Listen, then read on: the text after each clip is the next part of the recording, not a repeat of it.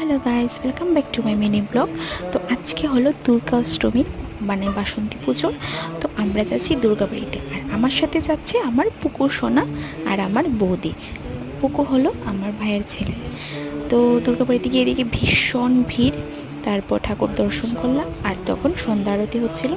তো একদম ভালো সময়ে আমরা গেলাম, যে তখন সন্ধ্যা আরতি হচ্ছিল। আর এখানে দেখো, পুকু খুবই খুশি ঘুরতে এসে।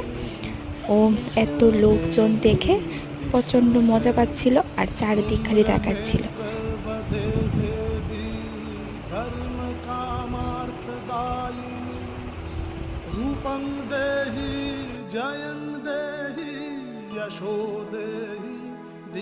এখানে অনেকটা টাইমই ছিলাম, আর প্রচুর ভিড় ছিল, তোমরা দেখতে পাচ্ছ।